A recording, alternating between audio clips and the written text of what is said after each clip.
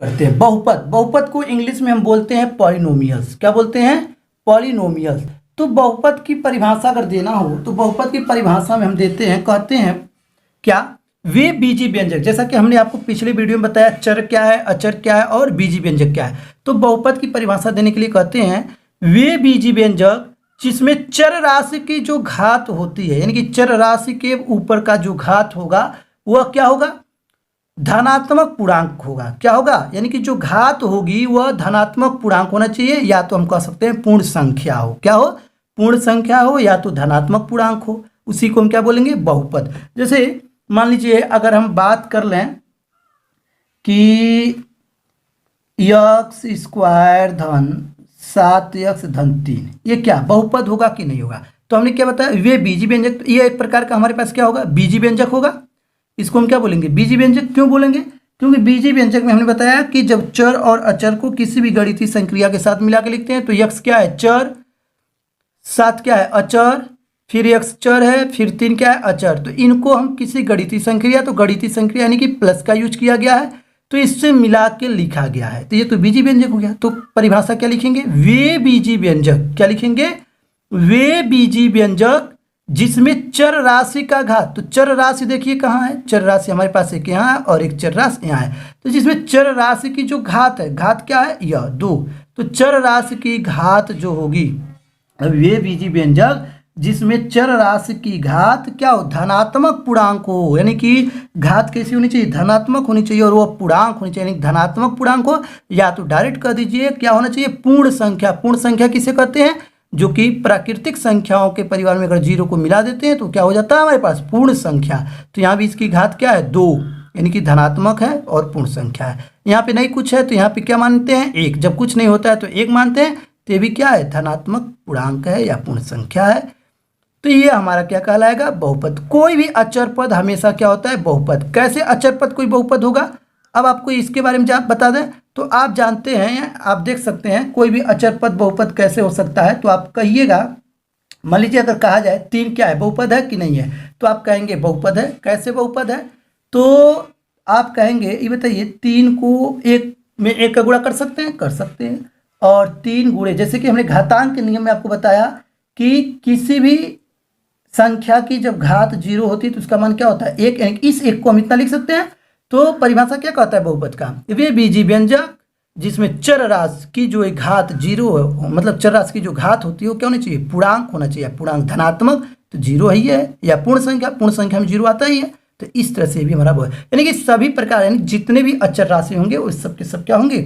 बहुपद होंगे। क्या होंगे? बहुपद। तो आप बहुपद की परिभाषा अब हम लिखते हैं। चलिए, तो इस तरह से हमने परिभाषा लिखा, वे बीजी व्यंजक जिसमें चर राशि की घात धनात्मक पूर्णांक या पूर्ण संख्या हो बहुपद कहलाते हैं। जैसे x³ + 5x² + 6, ये हो गया। चर राशि का घात क्या है? पूर्ण संख्या में के रूप में है, पूर्ण संख्या। और जैसे कि हमने बताया अचर क्या होता है? हमेशा बहुपद होगा। तो ये सभी एग्जाम्पल्स हैं, कुछ एग्जाम्पल और भी आप लिख सकते हैं। क्या? 3u - 5, ये भी हमारे पास क्या होगा? बहुपद। अब एक बात विशेष रूप से आप ध्यान देंगे, बहुपद कब नहीं होगा? जब चर राशि का घात माइनस के रूप में हो, यानी चर राशि का घात क्या हो जाए? माइनस के रूप में हो। जैसे अगर कह दिया जाए आपसे कि 1/x क्या बहुपद है, तो आप कहेंगे बहुपद नहीं है। क्या कहेंगे? बहुपद नहीं है। यह 1/x बहुपद नहीं है। क्यों नहीं है? क्योंकि जब 1/x को आप सॉल्व करेंगे, यानी कि 1/x की जब चर राशि की घात पता करेंगे तो x के ऊपर कुछ घात नहीं है तो ऊपर जाएगा, तो ये घात किस में जाएगा? माइनस में। तो चर राशि की घात क्या नहीं होनी चाहिए? माइनस में। जब चर राशि की घात माइनस में होगी तो वह बहुपद नहीं होगा। बात समझ में आ गया? इसी तरह से अगर आपसे कहा जाए कौणी में x क्या बहुपद है, तो आप कहेंगे कौणी में x बहुपद नहीं है, ये भी बहुपद नहीं होगा। क्यों नहीं होगा? लिखेंगे यहाँ बहुपद नहीं है। क्यों नहीं है? अगर आप इसको सॉल्व करें, कौणी में x है, यानी कि चर राशि का घात, इसको घात के रूप में लिखेंगे, तो हमने बताया जब भी कौड़ी को हटाते हैं तो क्या होता है? 1/2। तो सिर्फ और सिर्फ चर राशि की घात क्या होनी चाहिए? पूर्ण संख्या होनी चाहिए, और ये पूर्ण नहीं परिमेय संख्या है। तो इस तरह से जब घात माइनस में होगा और परिमेय के रूप में होगा तो वह बहुपद नहीं होगा। इस बात को आप विशेष रूप से ध्यान देंगे। तो इस तरह से बहुपद नहीं होंगे। तो कौन कौन से बहुपद नहीं होंगे? अगर ऐसे आता है x + 1/x, ये भी हमारा बहुपद नहीं होगा। ठीक। कौड़ी में यक्स प्लस 3 आ जाए तो ये भी हमारा बहुपद नहीं होगा। तो इस सब बहुपद नहीं, इस तरह से जो भी आएगा वह एक भी हमारा बहुपद नहीं होगा। तो बहुपद बस चर राशि की घात क्या होनी चाहिए, पूर्ण संख्या के रूप का होना चाहिए। तो चलिए अगले टॉपिक पे चलते हैं। तो अगला टॉपिक हमारा होगा बहुपद के प्रकार। लिखते हैं बहुपद के प्रकार। तो इस तरह से हम देखेंगे बहुपद के प्रकार। तो बहुपद निम्न दो प्रकार के होते हैं, एक होता है घातों के आधार पर और एक होता है पदों के आधार पर। तो घातों के आधार पर जो बहुपद होंगे वे 5 प्रकार के होंगे। कौन कौन से? रैखिक बहुपद, द्विघात बहुपद, त्रिघात बहुपद, अचर पद बहुपद और शून्य बहुपद। रैखिक बहुपद का मतलब ऐसा बहुपद जिसका अधिकतम घात क्या हो, 1 हो, उसे रैखिक बहुपद बोलेंगे। द्विघात बहुपद का मतलब ऐसा बहुपद जिसका अधिकतम घात क्या हो, 2 हो। त्रिघात बहुपद का मतलब ऐसा बहुपद जिसका अधिकतम घात क्या हो, 3 हो। और अचर पद बहुपद क्या आता है इसके बाद, अचर पद बहुपद। तो अचर पद बहुपद की यदि हम बात करें तो कह सकते हैं ऐसे बहुपद जिसमें चर राशि की जो घात होती है वो क्या होती है, शून्य होती है।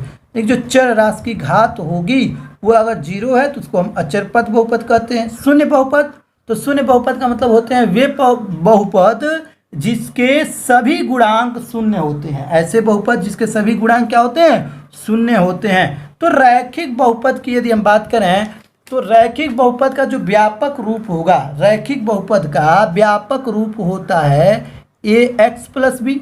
द्विघात बहुपद का व्यापक रूप हो जाएगा ax square plus B X plus C. यानी कि कहा जा सकता है रैखिक बहुपद में वे बहुपद जिनका अधिकतम घात, यानी कि ऐसे बहुपद जिसमें चर राशि, ये जो चर राशि है उसकी अधिकतम घात क्या होनी चाहिए, 1, उसी को रैखिक बहुपद बोलेंगे। फिर द्विघात बहुपद में क्या बोलेंगे, ऐसे बहुपद जिसमें चर राशि की अधिकतम घात क्या होती है, 2 होती है, उसको हम द्विघात बहुपद कहते हैं।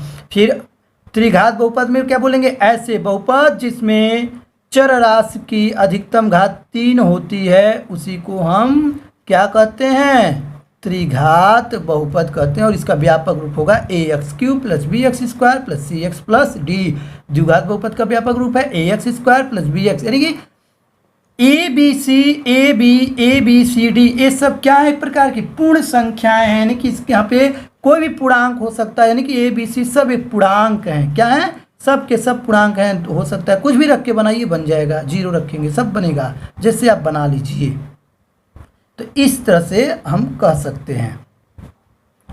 तो फिर अगला आता है हमारे पास अचर पद बहुपद। तो हमने आपको बताया अचर पद बहुपद में क्या है, वे बहुपद जिनमें चर राशि की जो घात होगी वह 0 हो, तो इसका जो व्यापक रूप बनेगा वो ax पे 0 हो जाएगा। यानी कि जो भी चर राशि आएगी उसकी जो घात हो जाएगी वो क्या हो जाएगी, 0 हो जाएगी। शून्य बहुपद में क्या बताया गया, शून्य बहुपद में बताया वे बहुपद जिसके सभी गुणांक शून्य हो। जैसे मान लीजिए ax के पावर क्या हो जाए, 0। तो यह हमारा किसके अंतर्गत आएगा, अचर पद बहुपद के अंतर्गत आएगा। अगर हमको शून्य बहुपद के बारे में बताना है तो शून्य बहुपद को क्या कहेंगे, वे बहुपद जिनमें सभी गुणांक क्या हो, शून्य हो। सभी गुणांक शून्य मतलब मान लीजिए कोई बहुपद लिख लीजिए x square plus x plus, मान लीजिए कुछ भी यहाँ लिख देते हैं, मान लीजिए 0 लिख देते हैं। तो यदि इनके गुणांक मतलब जिससे गुणा हो तो भी 0 हो, इसका भी गुणांक क्या हो, 0 हो, और ये 0 ही है। तो इस तरह के बहुपद को हम क्या बोलेंगे, शून्य बहुपद बोलेंगे। क्या बोलेंगे, शून्य बहुपद बोलेंगे। तो अब हम बात कर लेते हैं पदों के आधार पर। तो पदों के आधार पर जो बहुपद होते हैं वे 3 प्रकार के होते हैं। कौन कौन से, एक पदी बहुपद। एक पदी बहुपद का मतलब जिसमें सिर्फ और सिर्फ एक पद हो, घात से कोई मतलब नहीं है, जिसमें एक ही पद हो। जैसे यह एक पद हो गया, 5x हो सकता है, 6y पे 3 हो सकता है, सब एक पद वाले हो गए। द्विपदी बहुपद का मतलब जिसमें 2 पद हो, जैसे 3x + 2 कर लीजिए, 5y² - 4 कर लीजिए, एक पद 2 पद हो गए। त्रिपदी को कह सकते हैं वे बहुपद जिसमें 3 पद हों। तो 3 पद का मतलब हो गया ax² + bx + c। A B C की जगह पे कोई भी पूर्णांक लिख लीजिए। तो एक पद, 2 पद, 1 पद, 2 पद, 3 पद हो गया। इसी तरह होल स्क्वायर वाला जो भी होगा, मान लीजिए a प्लस बी का होल स्क्वायर हम करते हैं, तो होल स्क्वायर वाले जितने भी पद होंगे वे सभी किसके अंतर्गत आ जाएंगे, त्रिपदी बहुपद के अंतर्गत आएंगे। इस तरह से आपने देखा बहुपद के प्रकार क्या है। तो चलिए इन सब की परिभाषा लिख देते हैं फटाफट। तो इस तरह से हमने लिखा रैखिक बहुपद, ऐसे बहुपद जिसमें चर राशि का अधिकतम घात 1 हो और इसका व्यापक रूप ax प्लस बी है, जहाँ a b क्या होंगे, पूर्णांक होंगे, सभी में भी पूर्णांक होंगे, जैसे 2x plus 4, 5x, 6x plus 7। उसी तरह द्विघात बहुपद है, ऐसे बहुपद जिसमें चर राशि की अधिकतम घात 2 हो, इसका व्यापक रूप ax square plus bx plus c है, जैसे एग्जाम्पल यहाँ पे 6x square plus 7x plus 3, 2x square plus 4x minus 5 आदि इस तरह से हो सकते हैं। फिर इसके बाद आता है हमारे पास त्रिघात बहुपद। तो त्रिघात बहुपद की भी हमने परिभाषा आपको लिखा, ऐसे बहुपद जिसमें चर राशि की अधिकतम घात 3 हो और इसका व्यापक रूप ax cube plus bx square plus cx plus d होता है। इसके एग्जाम्पल है 2x cube plus 10x square plus 5x plus 7, 3x cube plus 2। फिर आता है अचर पद बहुपद। तो अचर पद बहुपद की यदि हम बात करें तो हमने बताया ऐसे बहुपद जिसमें चर राशि की घात क्या होनी चाहिए, शून्य, जैसे 5x की पावर 0, 7x की पावर 0, 2y की पावर 0। अब आता है शून्य बहुपद। तो शून्य बहुपद की यदि हम बात करें तो शून्य बहुपद के लिए कह सकते हैं वे बहुपद जिसके सभी गुणांक शून्य हों, ऐसे बहुपद जिसके सभी गुणांक शून्य हों, शून्य बहुपद कहलाएंगे, 0x square plus 0x plus 0 आदि। ठीक इसी प्रकार अब हम पदों के आधार पर बहुपद को देख लेते हैं, उसका भी परिभाषा लिख देते हैं। तब इस तरह से हमने लिखा एक पदी बहुपद, तो कह सकते हैं वे बहुपद जिसमें केवल एक पद हो, एक पदी बहुपद कहलाता है, जैसे 4x cube, 3x square, 7x, ये सब एक ही पदी बहुपद के अंतर्गत आएंगे, यानी क्योंकि इसमें एक ही पद है।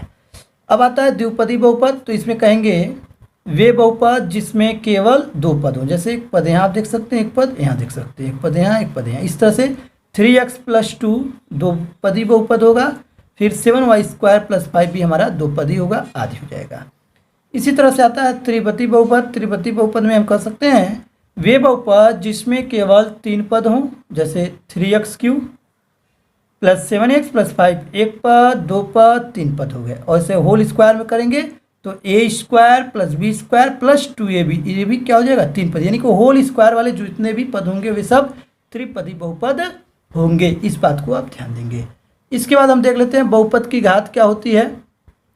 तो बहुपद की घात में किसी भी बहुपद में चर राशि की अधिकतम घात, यानी कि किसी भी बहुपद में चर राशि की अधिकतम घात बहुपद की घात कहलाती है। क्या लिखेंगे, किसी भी बहुपद में चर राशि की अधिकतम घात बहुपद की घात कहलाती है। जैसे 3x square plus 5x power 7 plus 4x power 3 plus 7 minus 3x power 8।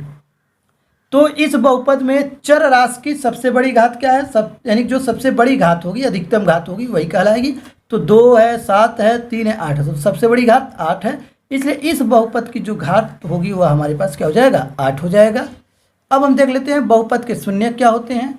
तो बहुपद के शून्य की यदि हम बात करें तो कह सकते हैं चर राशि के जिस मान पर, यानी कि चर राशि का कोई ऐसा मान हम रखें बहुपद में जिससे पूरा बहुपद क्या हो जाए, 0 के बराबर हो जाए। तो वही लिखा गया है चर राशि के जिस मान पर बहुपद का मान शून्य हो जाए, यानी कि चर राशि में ऐसा मान रखेंगे, चर राशि का कोई ऐसा मान रखेंगे जिससे पूरे बहुपद का मान क्या हो जाए, 0, वही क्या कहलाएगा, शून्य कहलाएगा। जैसे हमारे पास एक एग्जाम्पल है 6x square minus 3x minus 3। अब यदि इसमें हम x का मान 1 रखें तो 6 गुणे 1 का स्क्वायर माइनस 3 गुणे 1 माइनस 3, 6 गुणे 1 का स्क्वायर 1 माइनस 3 करने 3 माइनस 3 माइनस 3 माइनस 3 माइनस 6, 6 में 1 का गुणा 6, 6 में 6 का 0। यानी कि जब x बराबर 1 रखे तो इस बहुपद का जो पूरा मान था वो किसके बराबर आया, 0 के। तो अतः कह सकते हैं कि ये जो x बराबर 1 है हमारे पास, x बराबर 1 जो है वह दिए गए बहुपद का एक क्या है, शून्यक है, दिए गए बहुपद का एक शून्यक है। इस तरह से हम कह सकते हैं कि यह दिए गए बहुपद का एक शून्यक है। अब शून्यक निकालते कैसे हैं इसको देख लेते हैं इसी लगे हुए।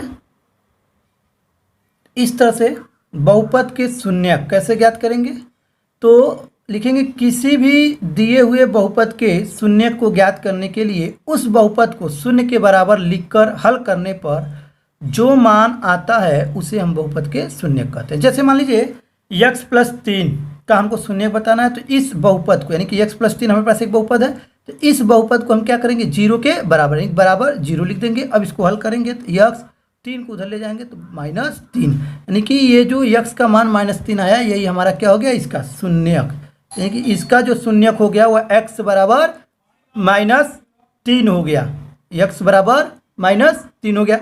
इसी तरह एक क्वेश्चन को और देख लेते हैं। जैसा कि अगला क्वेश्चन हमारा कह रहा है x² - 9 का शून्यक बताइए।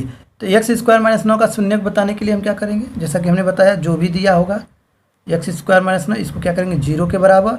अब x² बराबर -9 उधर जाएगा तो क्या हो जाएगा, +9 होगा। स्क्वायर को बराबर के उधर ले जाते हैं तो रूट में चला जाता है, यानी कि 9 को रूट से जब भी बाहर करेंगे तो रूट से जब भी कोई भी संख्या बाहर निकलता है तो प्लस माइनस के रूप में बाहर निकलता है। और 9 किसका वर्ग होता है, 3 का, यानी कि इसके जो शून्यक होंगे +-3 भी होगा और -3 भी होगा। तो इस तरह से हम क्या कर सकते हैं, शून्यक ज्ञात कर सकते हैं। तो उम्मीद करते हैं बच्चों आपको यहाँ तक समझ में आया होगा। फिर मिलते हैं अगले वीडियो में, आज के लिए बस इतना ही।